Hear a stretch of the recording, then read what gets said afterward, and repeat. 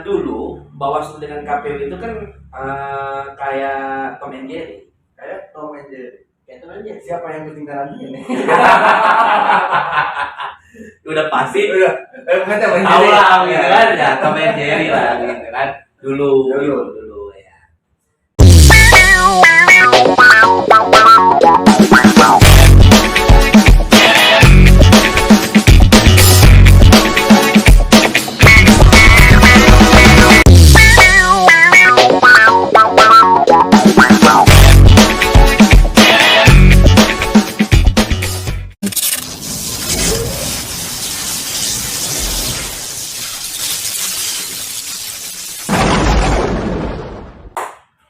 Jangan bohong. Assalamualaikum. Sore hari ini tim Kreatif Jago ada di kantor Bawaslu Kota Tangerang Selatan. Dan alhamdulillah bisa silaturahmi diterima langsung oleh Ketua Bawaslu Tangsel. Ada Pak Muhammad Aceh. Iya. Nggak usah pakai Pak. Jadi abang aja. Abang aja. Gimana kabar Bang? Alhamdulillah sehat. Agenda Bawaslu masih padat Bang? Ya dibilang padat dibilang enggak juga enggak. Kalau padat kita bikin, kalau enggak juga kita bikin. Tapi emang kerjanya 5 tahun sekali kali. Enggak juga. Karena kan Bawaslu identik dengan penyelenggara pemilu ya Bang. Ya. Sebenarnya Bawaslu itu apa? Bawaslu itu kan lembaga badan pengawas pemilu, gitu ya. Yang kerjanya mengawasi pemilihan umum untuk pileg pilpres, kemudian juga ada pilkada. Jadi karena di periode kemarin itu dalam 5 tahun itu ada 2 kali pemilu 2019, kemudian ada pilkada 2022. Jadi dua periode lah, pemilu 2019 dan pilkada 2020. Artinya hanya di tingkat kabupaten kota. Ya kalau kita di tingkat kabupaten kota. Kalau untuk kecamatan dan Kalau kecamatan itu namanya Panwascam. Panwas Itu disebut dengan lembaga ad hoc. di bawah Bawaslu juga. Di bawah Bawaslu. Kalau untuk menjadi seorang anggota Bawaslu, nah, apalagi ketuanya nih Bang. Nah, ada kriteria khusus nggak sih Bang? Sebenarnya nggak ada kriteria khusus, tapi yang jelas dia harus ngikutin tes, gitu ya, ngikutin tes, kemudian punya jiwa integritas, profesionalitas, jujur, mandiri dan sebagainya. Dari rekomendasi partai politik atau gimana Bang? Itu sih sisi gelap. Sisi gelap. Iya. Ada yang terang ya Bang? Itu sisi gelap. Sisi gelap. Tapi memang dia independen. Independen. Tidak ada campur tangan partai atau organisasi-organisasi tertentu. Ya, saya bilang itu sisi gelapnya aja. Kalau secara normatif dia warga negara Indonesia berusia 35 tahun, gitu kan, atau sudah menikah dan sebagainya, gitu ya. Itu kayak gitu aja. Kalau soal rekomendasi organisasi tertentu, kemudian partai tertentu, orang tertentu, yaitu sisi gelap. Tapi harus paham soal politik kenegaraan. Sudah pasti. Bang, ada yang bilang abang juga aktivis di Kota Tangerang Selatan ya. Nah, sebenarnya lebih ke aktivitasnya atau memang apa nih? Jadi kalau saya takutnya gini ya, kadang-kadang orang kan melihat tadi ya, dan sangka aktivis, kemudian juga radikal apa segala macam. Kalau saya sendiri pernah berpartai, kemudian soal organisasi saya juga di organisasi, dan kalau jadi mahasiswa, waktu masih jadi mahasiswa kita demo puluhan, Ini ribuan. aktivis mahasiswa banyak ya. Ya, tapi meski itu saya turun di Tangsel, saya demo sendirian aja. Demo sendiri. Jangan bohong Bang, gimana cara demo masak? Demo sendirian aja. Demo sendirian aja. Terkait kebijakan apa tadi? Kebijakan pemerintah maupun kebijakan soal agama. Sedih sendirian. Bang, menjadi seorang apa ya? Kalau Bawaslu komisioner atau apa disebutnya? Komisioner. Komisioner. Ini tantangannya apa sih? Masing-masing individu pasti punya visi misi pribadi ya, menjadi Bawaslu.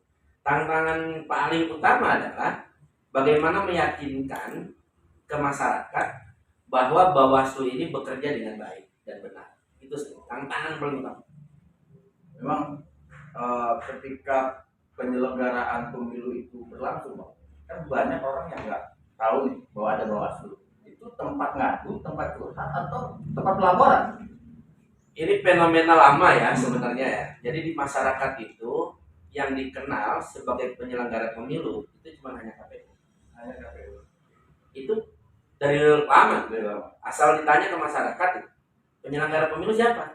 KPU. Bawaslu itu nggak dikenal. Bawaslu itu tadi dianggap sebagai tukang recokin. Tukang recokin. Ini Ketua Bawaslu Tangsel bilang Bawaslu tukang recokin. Iya. Pengertiannya tanda petik lah. Tanda Bisa ya. ya. KPU sudah melaksanakan misalnya mau pleno DPT. Oke. Kan menurut KPU dia sudah bekerja dengan baik dan benar, diawasin juga. Tapi pas itu pleno masih dipermasalahin. Kata KPU, ini apa lagi sih ini Bawaslu? Kan gitu. Iya. Dan kalau orang Serpong bilang yang ngerecokin aja kan gitu kan. Udah mau pleno, udah mau ditetapin, masih aja ada masalah. Ada temuan atau laporan? Ada temuan dan laporan, dua-duanya. Jadi Bawaslu itu tempat mengadu. Kalau masyarakat yang paham, dia akan mengadu.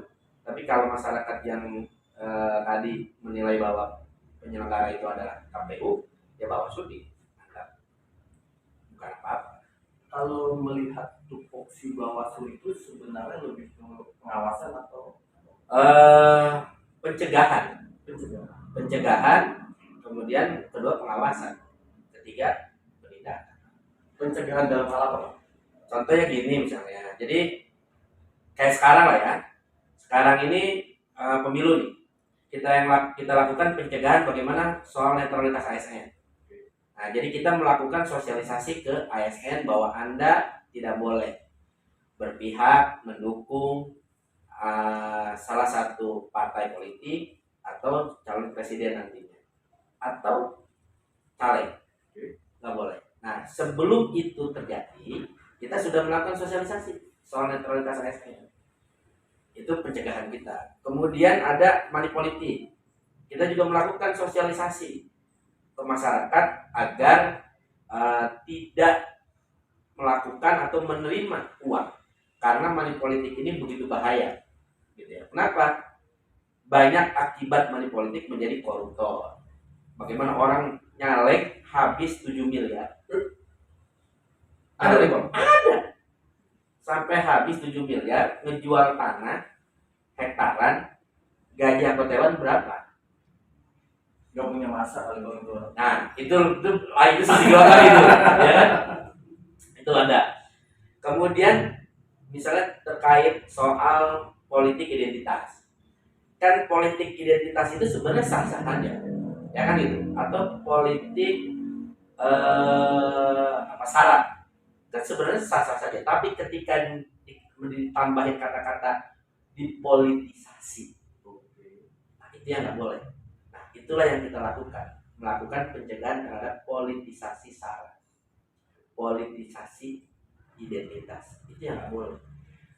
Kalau orang Serpong harus dukung orang Serpong, itu boleh.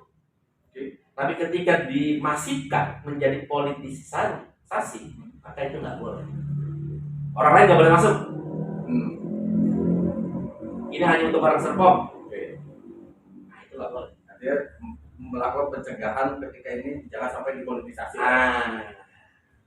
Pengawasannya, Pak? Pengawasannya ketika pelaksanaan kampanye, maka kita harus hadir di situ. Apa? Tadi pencegahannya sudah kita lakukan. Ketika kegiatan masih terjadi nggak money politik? Kalau masih terjadi, maka kita tindak. Selama Abang menjabat sebagai komisioner di Bawaslu, menemukan nggak dengan mata kepala Abang sendiri nih, yang tadi itu tadi ketika melakukan pencegahan ada nggak ASN yang ngotot gitu loh, oh gua dukung si Anu gitu. Banyak. Sampai hari ini pun masih ada TKS yang terdaftar di partai politik. Oh iya. Masih ada. Dan Bawaslu melaporkan itu ke KPU. Masih ada. Jadi kalau saya kalau memakai istilah Pak Mahfud MD dulu yang membuat atau yang melakukan kecurangan dalam pemilu, karena pemilu itu pasti ada curang, ya kan? Dari dulu sampai sekarang ada curang. Kalau dulu yang melakukan kecurangan adalah pemerintah. Dulu. Kalau sekarang yang melakukan kecurangan adalah partai politik. bergeser. Kenapa itu, Bang? Indikasinya apa? Abang berani mengatakan itu atau Pak Mahfud? Iya, Pak Mahfud kira-kira indikasinya apa, Bang? kalau saya lihat gini, pertama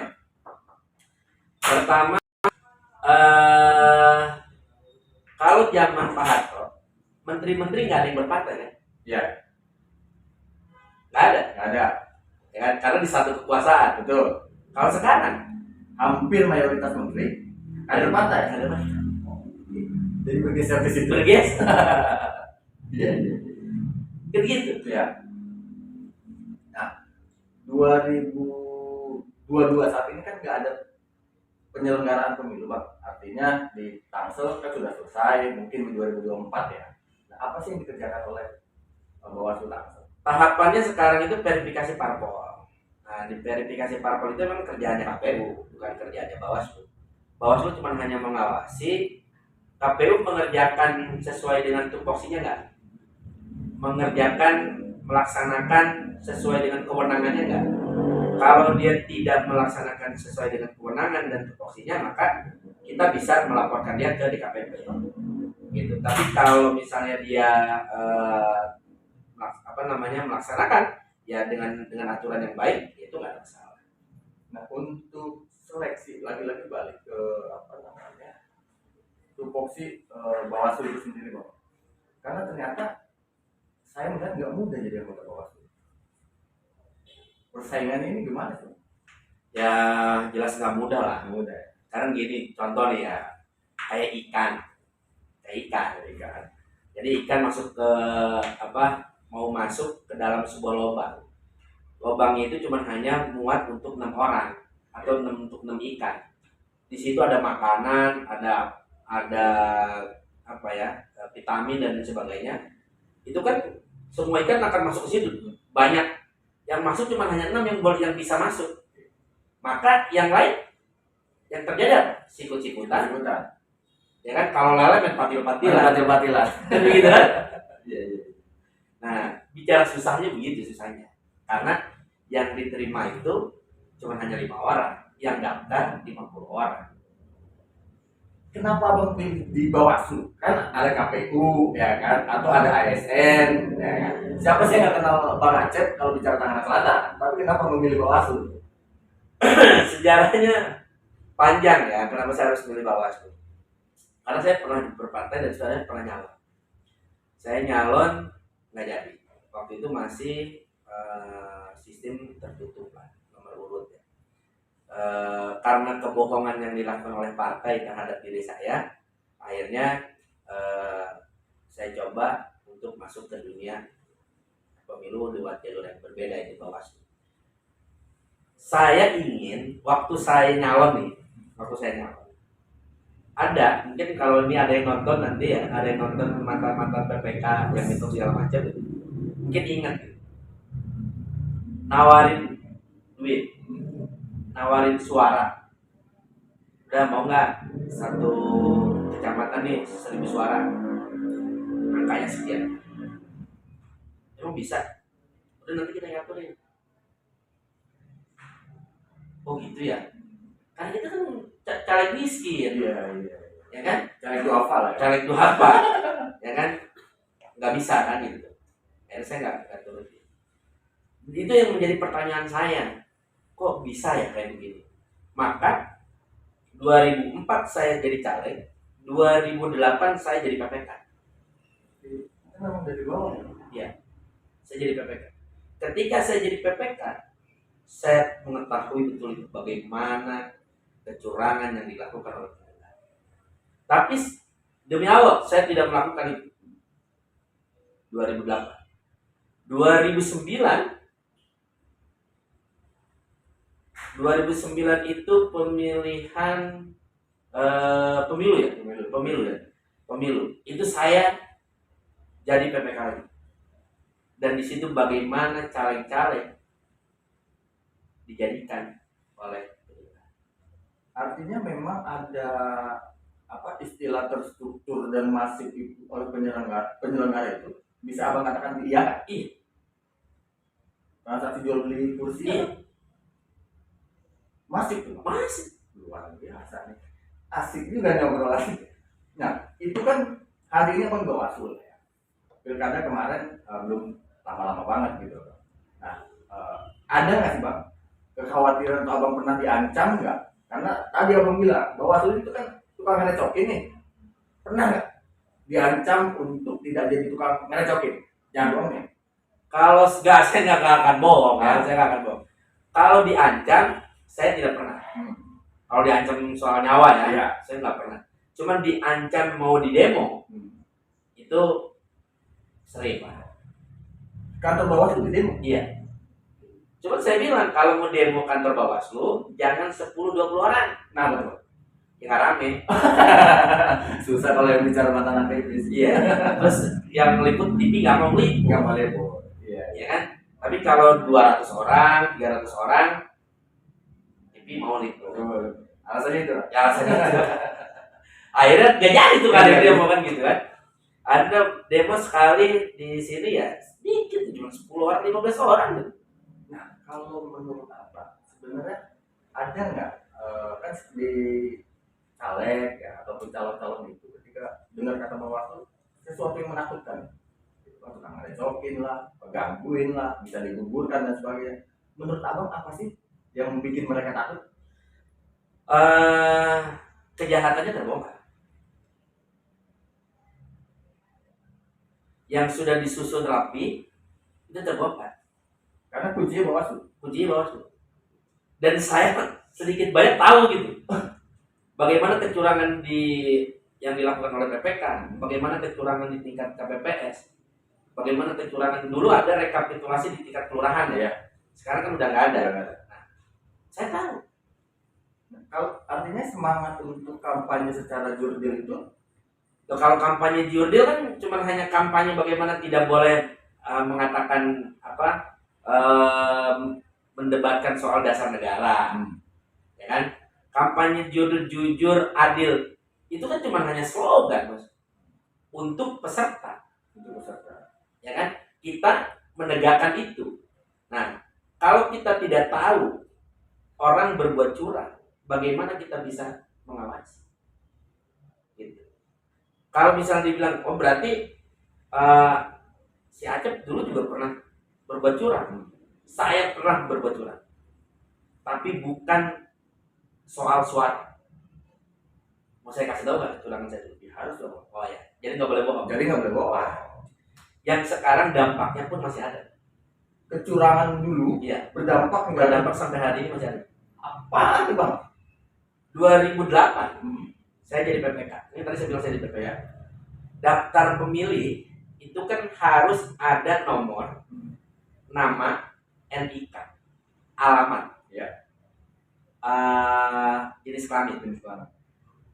Ketika itu, Dukcapil itu tidak mampu membackup yang namanya NIK. Nah, kemudian kami di waktu itu di PPK, bagaimana seseorang bisa masuk ke pemilih kalau dia nggak punya NIK? Kita dikasihlah yang namanya sebuah rumusan untuk membuat NIK. Bikin rumus dadakan untuk bikin NIK itu. Wow. Menarik. Ya, kita buat itu akhirnya. Kita buat dan akhirnya berdampaknya sekarang. Berdampaknya sekarang itu apa? Banyak NIK yang double. Oke, karena dikerjakan tahun-tahun lalu, kemudian belum dihapus atau belum dihilangkan? Belum dihilangkan. Gitu, akhirnya berdampak. Dan saya itu, aku itu. bahwa kita dulu waktu jadi PPK yang melakukan itu. Dukcapil sendiri nggak tahu. Bukan nggak tahu, yang dia juga yang ngasih rumusan. Oh, itu yang disebut terstruktur oleh penyelenggara mungkin, Pak. Iya betul. Ngeri juga nih, Pak. Berapa DPT Tangsel hari ini, Pak? Kalau hari ini masih 97. 97.000. 900. 900. Kalau 70.000 kita belum jadi di wilayah itu. Ya, saya kan nggak tahu. Karena apapun ceritanya, Bang, Tangsel itu kan terdiri dari 54 kecamatan. Nah, wilayah mana sih, Bang, yang menurut Abang paling apa ya? Rawan. Paling rawan itu Pondokaren. Pengalaman saya. Ya. Kedua Pamulang. Karena jumlah luas wilayah atau masyarakatnya yang Ada dua faktor. cerdas gitu. Ada dua faktor. Apa? Pertama, faktor intelektual untuk berbuat kecurangan di Pondokaren ada. Masyarakatnya yang masih ada kota, tapi di tengah ada kampung di tengah kota. Ada kampung. Oke. Jadi kaum marginal itu lebih mudah untuk misalnya tadi diberikan uang. Kalau misalnya saya cerita begini, 2010 ada orang memilih dikasih surat suara 5. Satu orang 2010 ya. 2010 dikasih surat suara 5, dicoblos. Dikasih surat suara 3, dicoblos. 2010. Itulah kenapa saya memilih Bawaslu. Oke. Baru masuk nih, ada penjelasan itulah ya, Bang ya. Nah, kecurangan-kecurangan yang terjadi di masyarakat itu, Bang. Bukan di masyarakat ya, artinya saat penyelenggara pemilu. Ini sebenarnya disadari nggak sih, Bang, oleh penguasa? Jelas lah. Masih disadari. Disadari. Iya, disadari. KPU sendiri bermitra dengan Bawaslu ini dalam bentuk apa? Dulu Bawaslu dengan KPU itu kan kayak Tom and Jerry. Kayak Tom and Jerry. Kayak Tom and Jerry. Siapa yang ketinggalan ini? Udah pasti. Bukan Tom and Tahu Jerry. lah gitu kan ya, Tom and Jerry lah gitu kan. Dulu ya. Kemudian berubah menjadi Tom and Jerry. Tom and Jerry. Banyak istilah lagi. Tom and Jerry itu begini sebenarnya. Jadi pembelajarannya begini. Ketika Tom and Jerry ini kan selalu kalau rapat pleno dengan KPU itu Bawaslu atau Panwas itu dulu ya, itu kan menyimpan senjata yang akan ditembakkan di rapat pleno. Nah, kemudian menjadi Tom and Jerry itu sebelum rapat pleno KPU mengundang Bawaslu. Oke. Bawaslu, ada masalah apa nih? Besok kita mau rapat pleno. Coba sampaikan dulu. Nah, kita sampaikan tuh di rapat pleno. Jadi kita sampaikan. Nah, setelah kita sampaikan, mereka baru tuh, perbaikannya di sini. Sehingga ketika rapat pleno tidak terlalu perdebatan terjadi. Makanya disitulah disebut Tom and Jerry. Tapi bukankah itu yang lebih ideal, Bang? Agar tidak terjadi keramaian dan sebagainya? Betul. Cuma kadang-kadang KPU-nya sendiri kan punya ego sendiri. Bawaslu juga punya ego sendiri. Ketika kita mau main misalnya Tom and Jerry itu ya kita harus banyak koordinasi kita. Bang, ini 2022 ya, masih lama ke pelaksanaan pemilu. Apa sih yang dilakukan di Bawaslu Tangerang Selatan? Kalau saya hari ini di depan komputer mencari ASN yang masuk dalam parpol. Tadi saya bilang masih ada ASN yang ada di parpol. TKS terdaftar di parpol masih ada. Masih. Jadi saya kerjaan saya itu aja sih. Kalau misalkan abang temukan misalkan nama saya, apa yang dilakukan Bawaslu? Ya kita laporin ke KPU. Kita berikan ke KPU. Bukan ke Kementerian Dalam Negeri, Bang? Ke KPU. Nanti KPU akan menyampaikan ke partai. Ini hasil temuan Bawaslu, ada yang ASN masuk dalam sipol, dalam keanggotaan partai. Nanti partai yang akan mengeluarkan. Ini kan saya masih rancu nih, Bang ya. Artinya kalau ASN kan itu domainnya Kementerian Dalam Negeri ya. Kenapa ke KPU? Kan harusnya kalau misalkan ini menurut kami ya, idealnya dia laporkan ke Kementerian Dalam Negeri terus diberhentikan. Jadi ini masih taraf verifikasi. Yang namanya verifikasi itu kan mencocokkan. Moses ada terdaftar di Partai Golkar dan seorang ASN. Maka KPU akan menyampaikan ke partai ini ada namanya Moses ASN, apakah benar dia masuk kepada partai politik? Kata partai iya, dia sudah mengundurkan diri dari ASN-nya. Jadi sah dong, boleh. Kan gitu. Nah, kalau dengan sistem kepartaian hari ini Bang, kan banyak daftar online ya. Yang bersangkutan tidak daftar. Satu orang bisa 6-7 partai. Nah, ini pola yang dilakukan oleh ketua. Kita nggak punya sistem untuk menganalisis kegandaan partai, kegandaan keanggotaan partai, beda partai. Kita nggak punya. Yang punya itu ya KPU. Maka kita menunggu dari KPU. Kecuali saya sudah punya informasi awal. Contoh misalnya, ada namanya Sigit Sungkono. Saya tahu dia itu dulu di Partai Golkar. Nah, saya cek di Partai Golkar. Ada nama Sigit Sungkono. Kemarin saya lihat dia deklarasi atau ikut ke pengurusan Demokrat. Saya cek lagi di Partai Demokrat, ada juga. Nah, kegandaan antar partai. Dan itu dikembalikan ke KPU. Nanti KPU akan menanyakan kepada partai politik untuk membuat surat pernyataan Sigit Sungkono ada di partai mana. Artinya KPU nggak ada kerjaan yang kalau nunggu laporan doang. Ya kerja dia, verifikasi itu kerja, cuma verifikasi doang. Justru Bawaslu yang sekarang ini menurut saya agak berkurang kerjanya. Kenapa? Ya karena semua kan ada di KPU. Semua beda dengan pemilu 2019. Kalau 2019 partai itu pendaftarannya ada 3. Tingkat pusat dia daftar ke RI, tingkat provinsi dia daftar ke KPU provinsi, tingkat kabupaten kota daftar ke KPU kabupaten kota. Nah sekarang kan enggak, semua terpusat di RI. Oke, teman-teman jangan bohong. Itu tadi sedikit cerita yang asik juga dengan Ketua Bawaslu Kota Tangerang Selatan yang ya beginilah adanya. Bang, saya minta closing statement ya, dari Bawaslu karena tadi kan ada bicara soal pencegahan, pengawasan. Nah, ini ada waktu yang relatif masih lama ya, untuk penyelenggaraan pemilu di 2024. Mudah-mudahan kan sesuai dengan harapan kita ya. Tangsel punya ya pemimpin yang berpihak terhadap masyarakatnya, anggota DPRD yang juga care terhadap masyarakatnya. Nah, ada nggak Bang closing statement Abang sebagai ketua Bawaslu? Silakan. Panjang ini closing 1 jam saya kasih. Jadi yang jelas karena pengalaman saya ya, kita untuk menentukan pilihan seorang pemimpin, pertama hati nurani, kedua lihat bobot bebet si calon, ketiga lihat juga kedekatan dengan kita sebagai pemilih. Kalau emang kita dekat sama dia, artinya ketika kita punya masalah atau dia bermasalah, kita bisa langsung ingatkan. Jadi kita tahu. Itu 3 tip itulah yang saya bisa berikan ke masyarakat Kota Tangerang Selatan.